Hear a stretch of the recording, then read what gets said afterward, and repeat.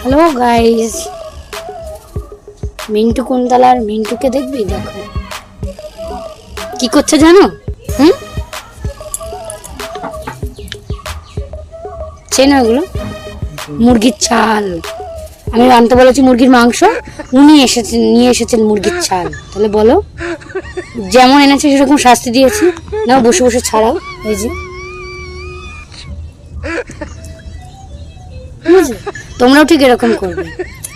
কথা না শুনবে তো সোজা আঙুলে ঘি না আঙুলটা বাঁকিয়ে দেবে। আমার বউ আমাকে মুরগির মাংস আনতে বলেছে। মুরগির যা দাম, আমি এই মুরগির ছাল এনেছি আর এই ঠ্যাং এনেছি। এই রান্না করতে হবে আর আমাকেই রাঁধতে বলছে। আমাকে নাকি রাঁধতে হবে। যেরকম মানুষ সেরকম। ঠিকই আছে।